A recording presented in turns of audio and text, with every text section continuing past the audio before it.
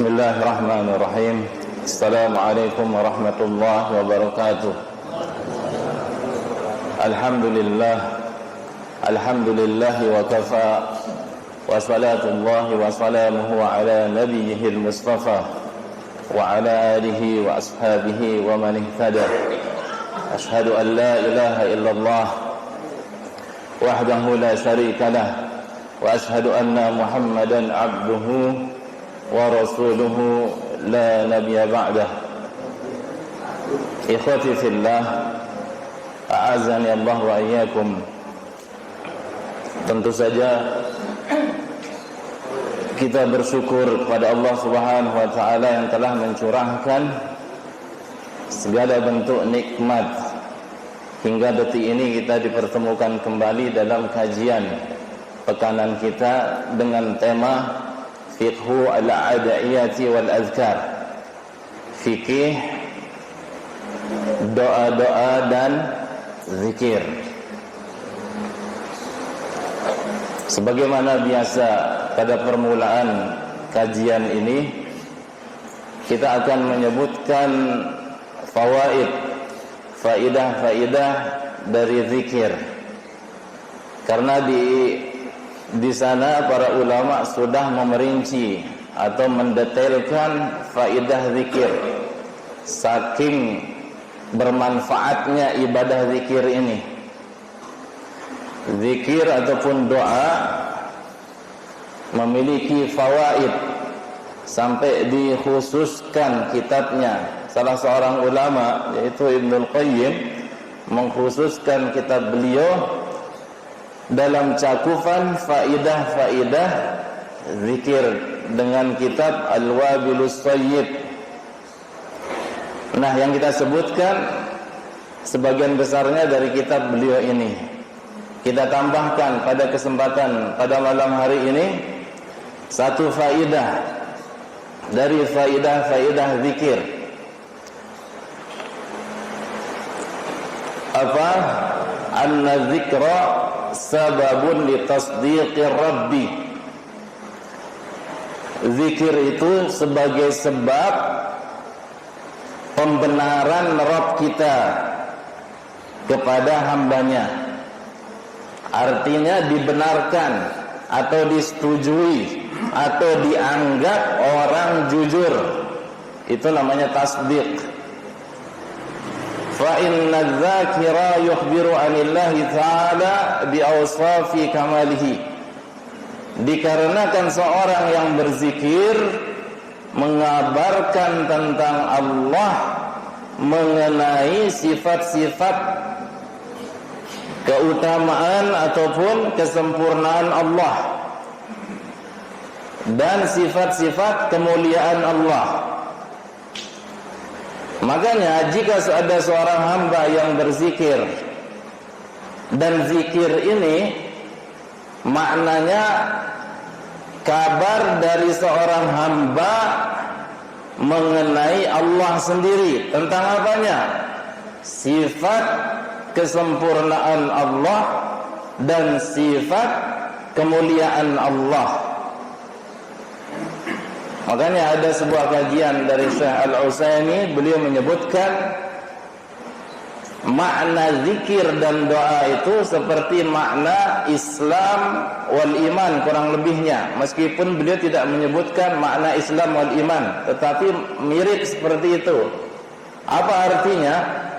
Kalau disebutkan zikir itu sudah mencakup doa. Kalau disebutkan sendirian.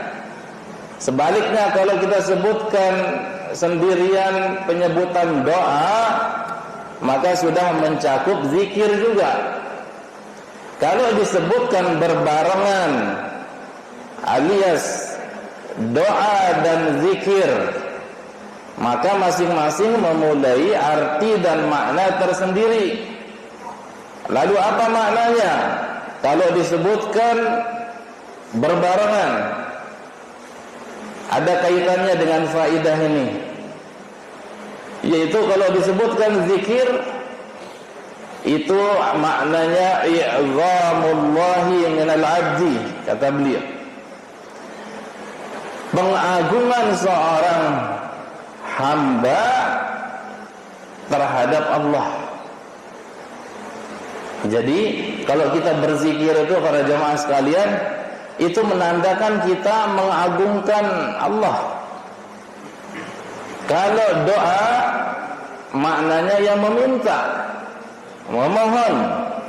Jelas ya bedanya antara zikir dan doa jika disebutkan sama-sama berbarengan. Misalkan kitab ini Fikih Al-Adiyati wal Azkar, fikih doa dan zikir disebutkan berbarengan, berarti masing-masing memiliki makna masing tersendiri. Bisa dipahami? Zikir itu pengagungan terhadap Allah Subhanahu wa taala, kalau doa memohon kepada Allah Subhanahu wa taala. Beliau juga menyebutkan setelah kita sholat biasanya kita zikir. Itu menandakan kita mengagungkan Allah Subhanahu wa taala. Meskipun di awal ada doanya, yaitu apa? Astaghfirullah, minta ampun, aku memohon ampun kepadamu wahai Allah. Ini doa. Tetapi kebanyakannya disebutkan zikir setelah sholat. Nah, kaitannya dengan faidah ini, jika ada seseorang yang berzikir, maka dia mengabarkan tentang Allah, mengenai sifat-sifat Allah yang sempurna dan sifat kemuliaan Allah. Maka balasannya apa para jamaah sekalian? Balasannya Allah menyetujuinya, membenarkannya, dan dia akan dikumpulkan tidak dalam golongan orang-orang yang dusta, akan tetapi dikumpulkan ke dalam golongan orang-orang yang jujur. Sebagaimana riwayat Ibnu Majah wa Tirmizi dan Ibnu Hibban dan Al-Hakim dan selain mereka dari Abi Ishaq Anil Agharri Abi Muslim annahu syahida ala Abi Hurairah wa Abi Sa'id Al-Khudri annahuma syahida ala Rasulillah sallallahu alaihi wasallam annahu qala. Jadi dari Abu Hurairah dan Abi Sa'id Al-Khudri, keduanya menyaksikan ataupun bersaksi atas nama Rasul sallallahu alaihi wasallam bahwasanya beliau bersabda, "Idza qala al-'abdu la ilaha illallah wallahu akbar, qala yaqulullahu tabaraka wa ta'ala sadaqa abdi." Ini dia. Jika seorang hamba mengatakan la ilaha illallah wallahu akbar, lalu Nabi bersabda, Allah menimpali. Apa kata Allah? Sadaqa abdi, benar, jujur hambaku ini. Sebabnya apa? Mengatakan la ilaha illallah wallahu akbar. Kemudian dilanjutkan lagi, la ilaha illa ana wa ana akbaru, yaitu Allah menimpali lagi, memang tiada ilah yang paling hak untuk diibadahi kecuali saya, dan saya maha besar, lebih besar daripada segala hal yang besar. Wa idza qala la ilaha illallah wahdah, ini lafaznya berbeda. Ada seorang hamba lagi mengatakan la ilaha illallah wahdah, Allah menimpali sadaqa abdi, jujurlah hamba tersebut. La ilaha illa ana wahdi, memang saya ini tiada ilah yang paling hak kecuali saya saja. Ini timpalan Allah atau jawaban Allah atau merespon zikir hamba tadi. Lalu dilanjutkan, wa idza qala la ilaha illallah wahdahu la syarikalah, jika ada yang mengatakan la ilaha illallah wahdahu la syarikalah, apa kata Allah? Sadaqa abdi, jujurlah hambaku tersebut. La ilaha illa ana la syarika li, la syarika li, memang tiada ilah yang paling hak untuk diibadahi kecuali aku, tidak ada sekutu untukku. Wa idza qala la ilaha illallah, lahul mulku wa lahul hamdu. Jika hamba tersebut mengatakan la ilaha illallah lahul mulku wa lahul hamdu, Allah menimpali sadaqa abdi, jujurlah hambaku itu, la ilaha illa ana liyal mulku wa liyal hamdu, tidak ada ilah yang paling hak kecuali aku, untukku saja kerajaan dan untukku saja segala puji-pujian. Wa idza qala la ilaha illallah wa la hawla wa la quwata illa billah, jika hamba mengatakan la ilaha illallah wa la hawla wa la quwata illa billah, Allah menjawab sadaqa abdi, jujurlah hambaku itu, la ilaha illa ana, memang tiada ilah yang paling hak kecuali saya, kata Allah, wala hawla wala quwwata illa bi, tiada daya dan tiada kekuatan kecuali bersumber dariku. Jadi intinya dari lafaz zikir-zikir yang disebutkan dalam teks hadis ini, jika ada seseorang yang melafazkan zikir ini, Allah akan merespon. Allah akan merespon dalam bentuk pengakuan darinya bahwasanya orang yang berzikir dengan lafaz-lafaz ini benar, dia itu jujur, bukan dusta alias bohong. Ini keutamaan zikirnya para jamaah sekalian. Kita dianggap oleh Allah Subhanahu wa taala sebagai makhluk yang jujur. Karena sifat lawan daripada sifat jujur ini apa? Bohong ini tidak ada di antara kita yang ingin disematkan ataupun dilabeli ataupun dijuluki dengan pembohong, tidak ada. Antara makhluk saja tiada yang menginginkan hal seperti ini. Makanya di antara keutamaan zikir, yang menganggap kita jujur ini adalah Allah. Tidak ada zat yang mengakui kita, apalagi sifat yang terpuji, yaitu sifat jujur, yang melebihi Allah Subhanahu wa taala. Kita disebutkan oleh Allah saja di sisi malaikat luar biasa fadilahnya ataupun keutamaannya. Antara kita aja disebut-sebut bangganya luar biasa, apalagi kita disebut oleh Allah Subhanahu wa taala. Maka banyak-banyaklah kita berzikir pada Allah Subhanahu wa taala. Maka dilanjutkan dari riwayat ini, man ruziqahunna inda mautihi, jika ada seseorang diberikan rezeki dengan melafazkan zikir-zikir yang tadi, la ilaha illallah wahdahu la syarikalah, la ilaha illallah, la hawla wa la quwwata illa billah, dan seterusnya, pada saat dia meninggal dunia, lam tamassahu an-nar, tidak akan menyentuhnya api neraka. Para jemaah sekalian, ini satu faidah tambahan di antara faidah zikir para jamaah sekalian. Semoga kita yang sudah mengetahui hal ini dapat melazimkan atau merutinkan zikir kepada Allah Subhanahu wa taala di setiap waktu dan keadaan kita dari umur yang kita miliki saat kita di dunia ini.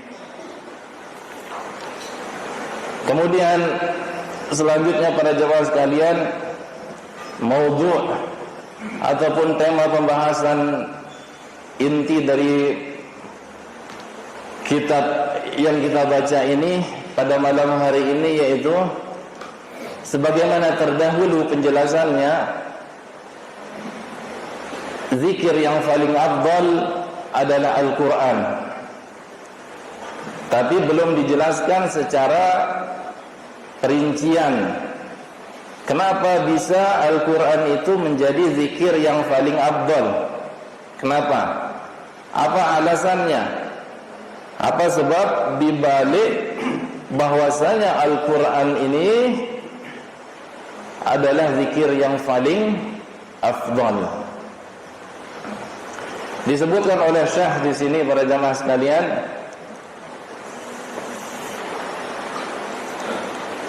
Wadzikru syamilun likulli qaulin salihin yuhibbuhu Allahu wa yardahu min tilawati al-kalam.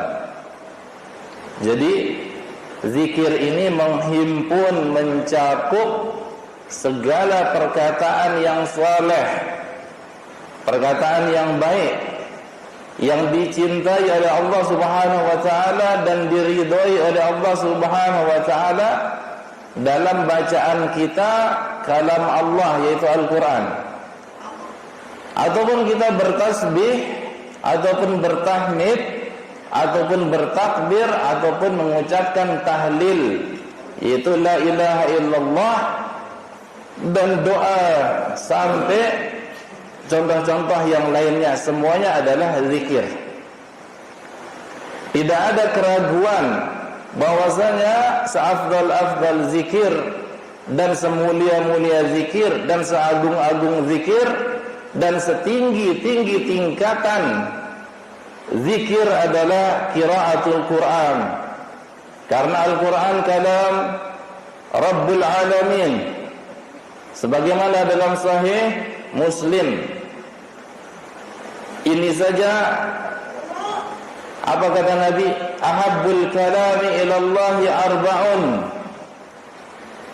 perkataan yang paling dicintai oleh Allah Subhanahu wa taala ada 4. Pertama, subhanallah, alhamdulillah, wa la ilaha illallah, wallahu akbar.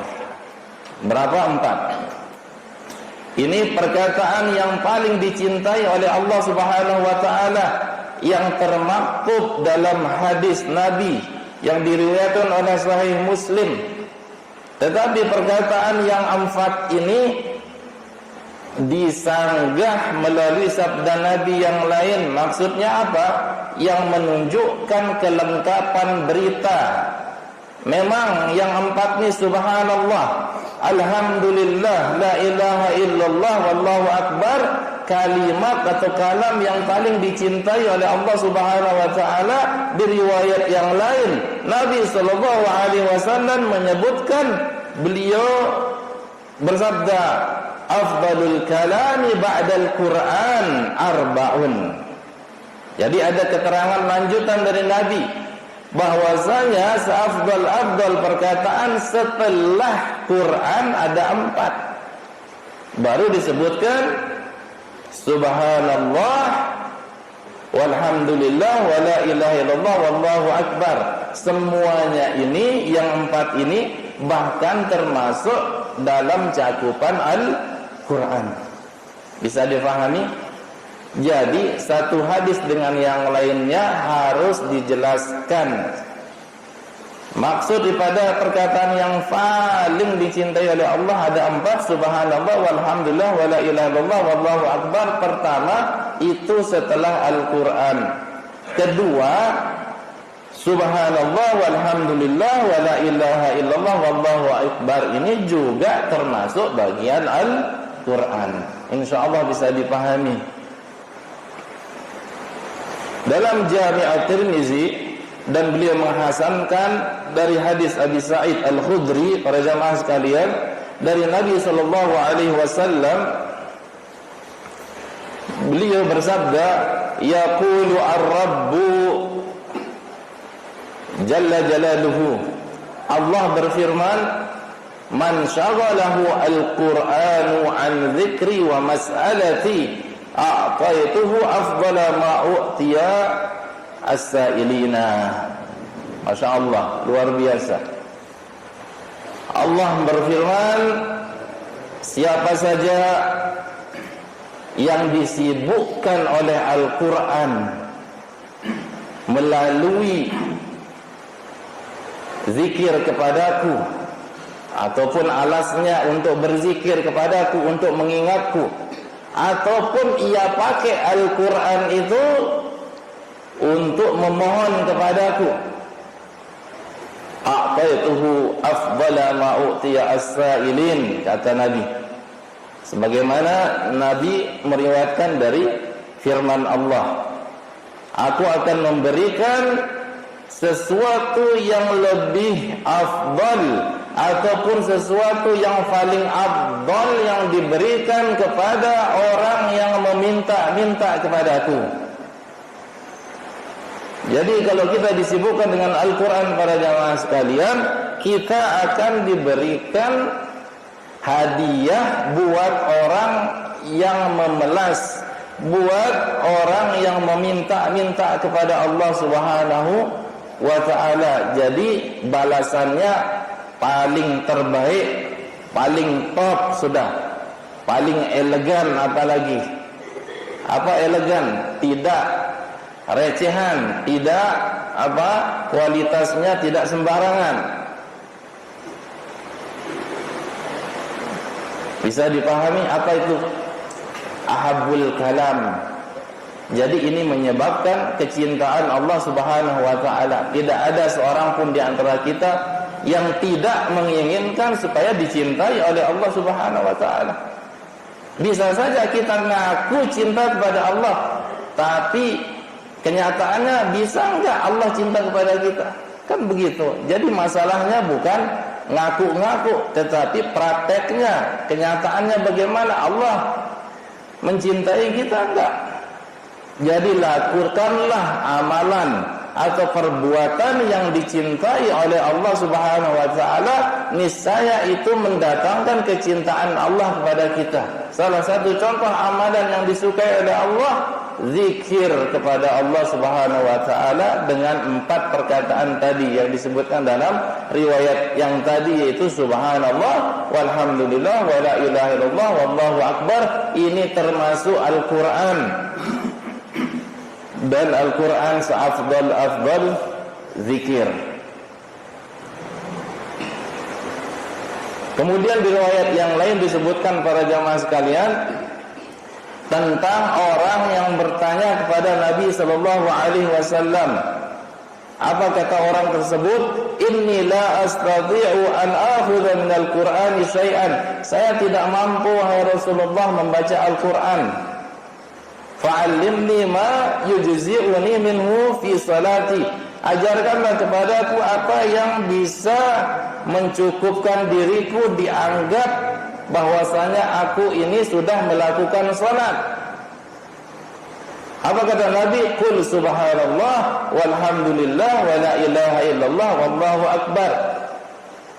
Katakanlah subhanallah walhamdulillah wa la ilaha illallah wallahu akbar.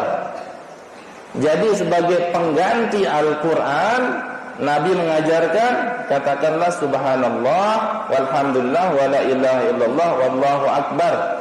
Isyarat dari hadis ini para jamaah sekalian, apa isyaratnya? Tidaklah Al-Quran itu dibaca di dalam salat kecuali menandakan Al-Quran adalah rukunnya salat, harus dibaca. Kapan diberikan keringanan ataupun rukhsah Al-Quran itu tidak dibaca di dalam salat? Pada saat seseorang tidak bisa sama sekali membaca Al-Quran. Sebagai gantinya Nabi mengajarkan membaca 4 hal tadi. Subhanallah walhamdulillah wa la ilaha illallah wallahu akbar. Ini ringan diucapkan. Setiap orang yang paham bahasa Arab insyaallah akan bisa mengucapkannya. Terlebih lagi ada keterangan dari Nabi, 4 ucapan ini bagian dari Al-Quran.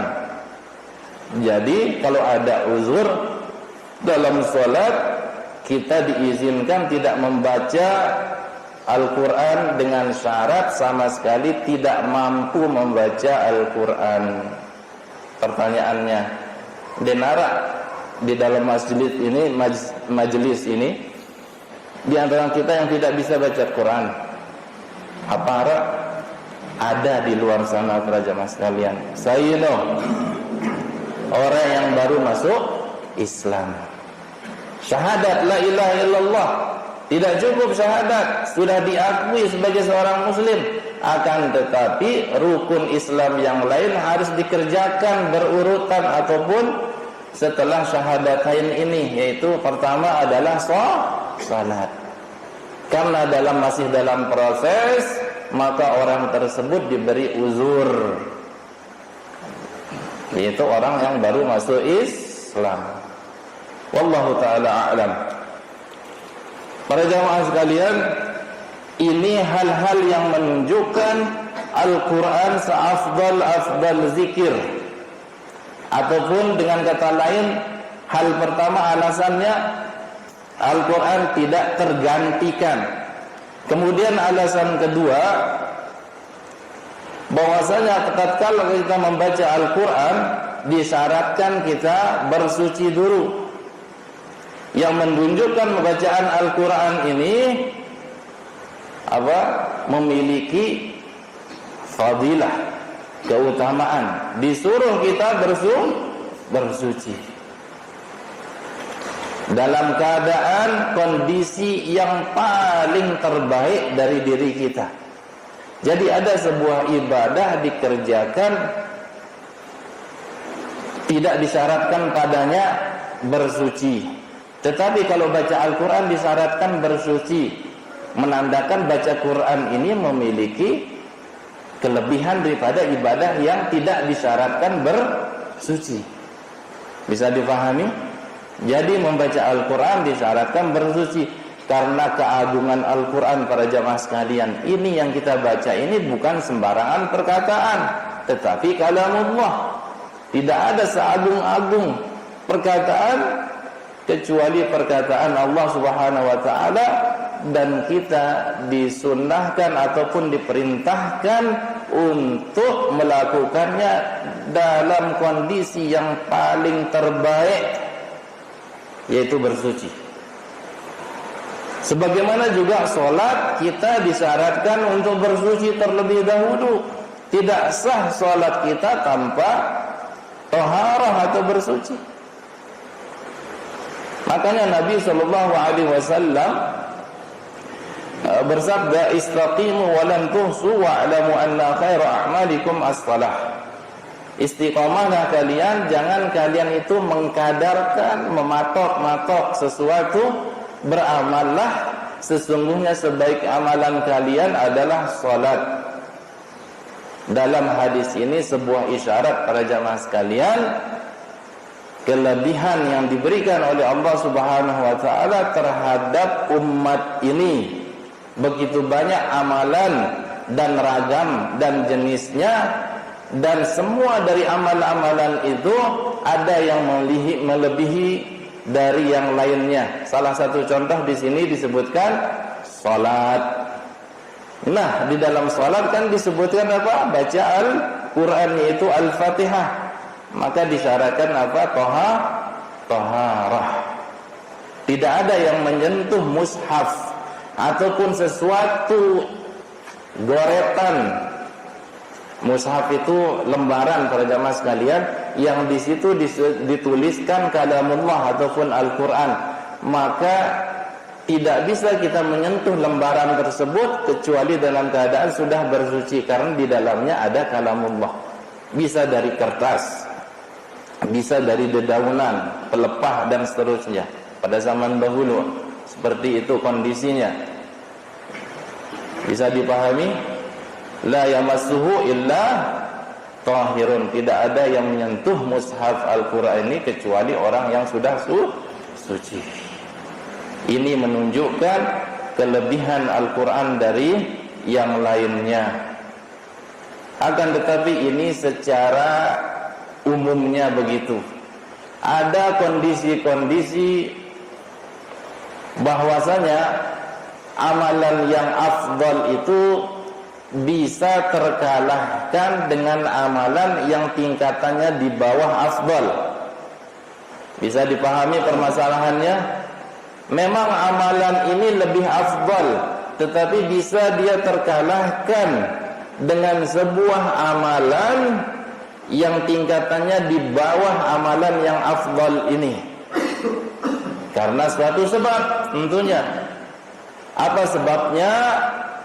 Sebagaimana disebutkan ataupun dijelaskan oleh Syekhul Islam Ibnu Taimiyah, yaitu annal amala al-mafdula qad yaqtarinu bihi ma yusayyiruhu afdala min zalika wa huwa naw'an. Ada amalan yang dikatakan bukan amalan yang paling afdal, tetapi ia bisa menjadi afdal karena ada sesuatu hal yang menyebabkan dia lebih afdal. Bisa dipahami? Ada dua jenis, kata beliau. Pertama, ma huwa masyru'un li jami'in nas. Amalan yang disyariatkan untuk semua orang, dalam artinya semua orang bisa mengerjakannya. Ya, amalan yang semua orang bisa mengerjakannya. Kemudian amalan ini bagaimana? Dia diiringi dengan sebuah sebab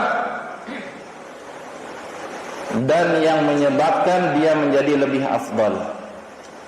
Famithlu an yaqtarina imma bi zamanin aw bi makanin aw amalin yakunu bihi afdal.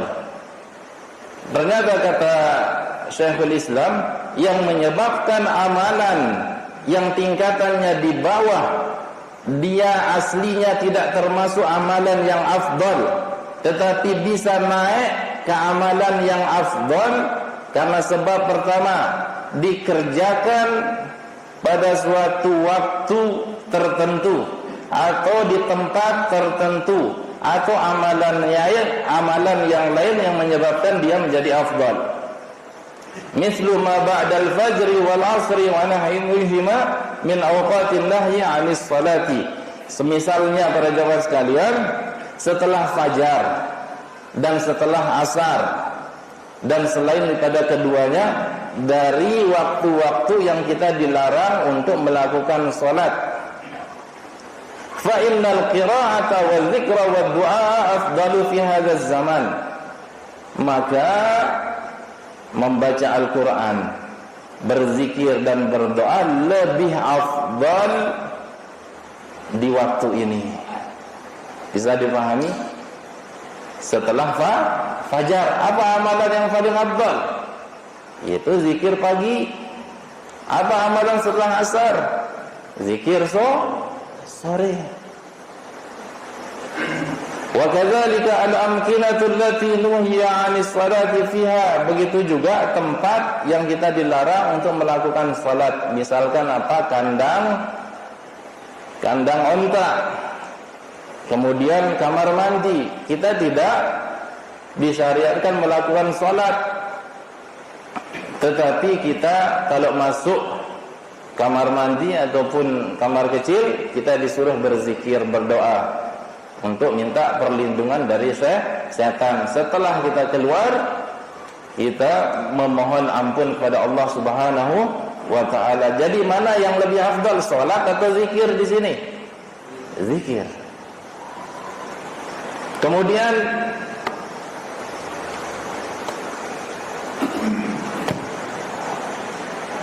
pada saat seseorang yang ditakdirkan dalam keadaan junub misalkan, mana yang lebih afdal? Zikir secara mutlak, memuji Allah, atau membaca Al-Quran? Zikir, karena disyaratkan bersuci. Makanya para ulama mengatakan, menekankan jika ada seseorang dalam keadaan junub, harus dia bersegera bertoharah, disebabkan begitu banyak amalan-amalan yang amalan tersebut hilang darinya para jamaah sekalian. Semisal baca Al-Quran, sholat. Jadi begitu. Bisa dipahami?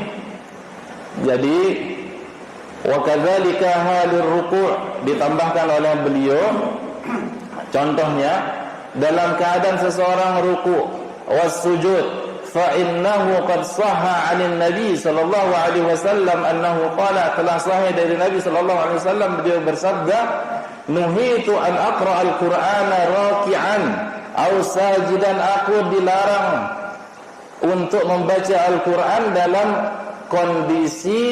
posisi ruku' ataupun sujud. Amma ruku'u fa'azimu fihi rabba. Adapun dalam keadaan ruku' maka agungkanlah Rabb, yaitu Allah Subhanahu wa taala. Wa amma sujudu fastahidu fid du'ai faqaminun an yustajaba lakum. Adapun dalam posisi sujud maka bersungguh-sungguhlah kalian dalam berdoa. Bisa jadi di situ kalian diijabah doa kalian. Jadi kalau kita rukuk, kita baca Al-Quran, enggak. Jadi kita mengagungkan Allah Subhana Rabbiyal Azim. Dalam keadaan sujud, baca Al-Quran, enggak. Karena itu di posisi ini kita disunnahkan atau diharuskan berdoa, karena di situ letak diijabahnya sebuah doa. Saya kira bisa dipahami semuanya. Kita lanjutkan para jamaah sekalian. Ini amalan yang kurang afdal menjadi afdal, naik levelnya ataupun tingkatannya, yang semua orang bisa mengerjakannya. Ini jenis pertama. Kemudian jenis kedua, amalan yang tidak setiap orang bisa mengerjakannya, tetapi orang tertentu. Orang tertentu. Misalkan apa? Ada seseorang yang ia tidak mampu mengerjakan amalan yang paling afdal, ataupun dia memang asalnya lemah melakukan sebuah amalan. Misalkan dia tidak bisa menghafalkan Al-Quran, tidak mampu. Makanya Nabi SAW menyuruh dia melakukan sebuah amalan sesuai dengan kondisinya dan ia bisa mampu mengerjakannya. Seperti tadi itu, apa dia? Membaca subhanallah walhamdulillah wala ilaha illallah wallahu akbar. Apakah semua orang mampu tidak membaca Al-Quran? Tidak semuanya. Seperti orang yang baru masuk Islam tadi itu. Jadi tidak semua amalan yang afdal itu bisa disamaratakan untuk semua manusia, semua orang. Bahkan setiap orang itu disyariatkan baginya amalan yang terbaik yang ia mampu mengerjakannya. Jadi ada spesialisasinya, kurang lebihnya begitu para jamaah sekalian. Ada orang yang ia mampu sedekah, ya optimalkan sedekah. Ada orang yang ia mampu sholat malam, optimalkan sholat malam. Ada orang yang optimalnya dalam baca Al-Quran, ya optimalkan di situ. Karena setiap orang berbeda-beda, tidak sama modalnya, gitulah. Baik modal apa? Modal waktu. Misalkan ada orang sibuk, tidak bisa menghafal Quran, maka banyak zikir. Kemudian ada orang tidak berada, tidak memiliki harta yang lebih, maka dia bisa berzikir juga. Kemudian ada orang yang lebih namun tidak bisa sholat malam, ya optimalkan harta tersebut untuk bersedekah. Ataupun orang yang kuat bangun di tengah malam, maka lakukanlah. Jadi tidak ada yang namanya berleha-leha ataupun santai. Semua orang memiliki kekhususan tersendiri dari amalan-amalan yang banyak ini para jamaah sekalian.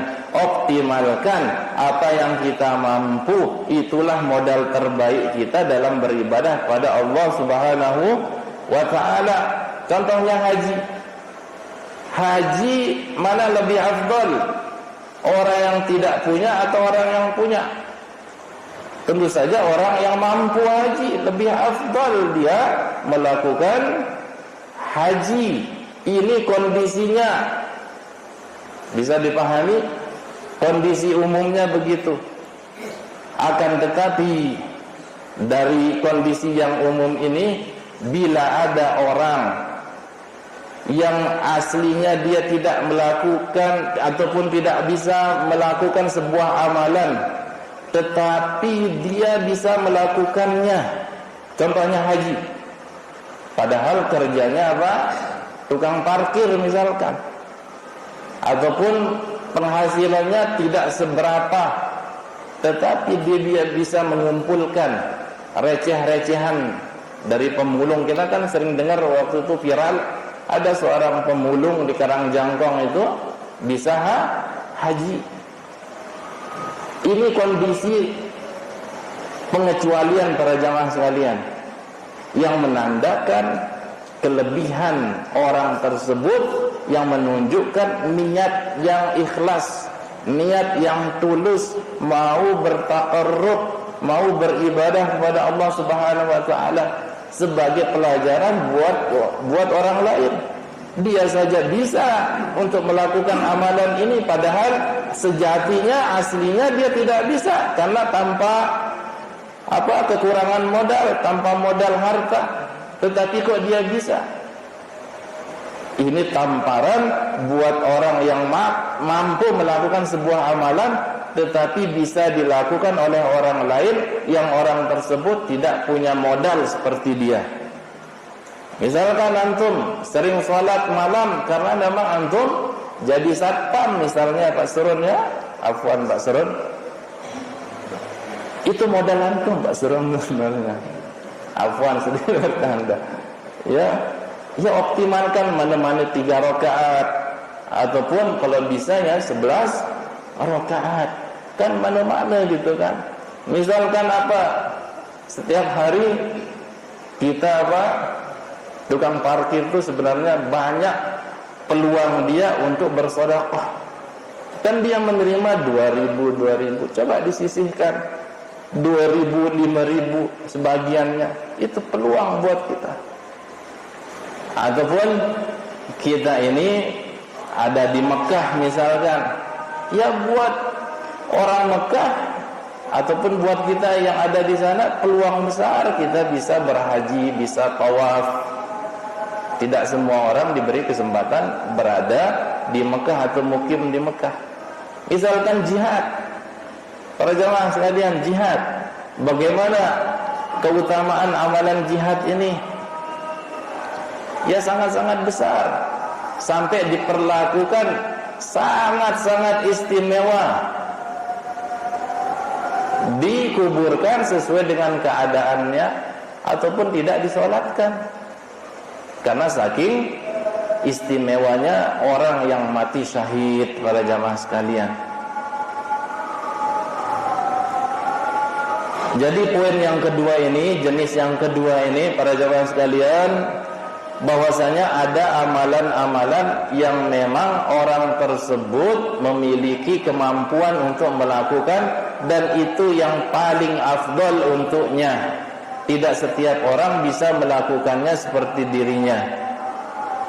Naam, contohnya tadi, dengan kondisi ada kemampuan harta, ada kekuatan fisik. Ini kalau orang yang bisa jalan-jalan ke sana kemari, kemudian untuk sholat jamaah saja merasa berat, berarti ada masalah, ada trouble di sana. Yang paling ringan yang pembahasan kita yaitu zikir, terutama di waktu-waktu tertentu. Zikir pagi dan pedang, para jamaah sekalian, jangan sampai kita lupakan dan kita tinggalkan, karena disitulah letak inti daripada zikir tersebut. Adapun di waktu-waktu yang lain itu secara keumuman saja.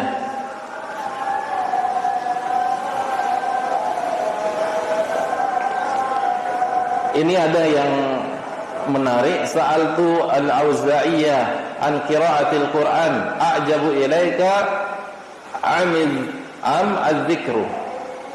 Aku bertanya kepada Al-Auza'i tentang membaca Al-Quran, mana yang paling beliau sukai, apakah membaca Al-Quran ataupun berzikir dari lafaz yang lain?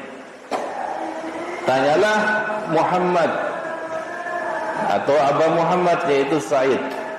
Lalu orang yang bertanya ini yaitu Abi Salamah, yaitu Amr ibni Abi Salamah ini, fasa'altuhu, aku bertanya kepada Abi Muhammad yaitu Sa'id, bal al-Quran. Faqala al-Auza'i innahu laysa syai'un ya'dilu al-Quran, walakin innama kana hadyu man salafa yadhkuruna Allah ta'ala qabla tulu'i syamsi wa qabla al-ghurub. Apa kata al-Auza'i? Tidak ada sesuatu pun yang menandingi Al-Quran, akan tetapi petunjuk para salaf, mereka berzikir kepada Allah sebelum terbitnya matahari dan sebelum terbenamnya matahari. Dalam artian zikir pagi, ya kita pakai wirid-wirid zikir pagi. Bisa antum atau bisa kita lanjutkan dengan baca Al-Quran. Jelas jangan ditinggalkan zikir pagi dan sore. Ini yang menunjukkan kefakihan seseorang, para jamaah sekalian. Jika ada seseorang diberikan kefakihan, maka umur yang pendek ini bisa kita manfaatkan untuk meraup pahala yang begitu luar biasanya dengan sebab ketepatan dalam beramal. Apa itu ketepatan dalam beramal? Kita harus menepati ikhlas dan tidaknya di kita. Jadi luruskan niat kita, dan kekuatan ikhlas kita pompa terus menerus.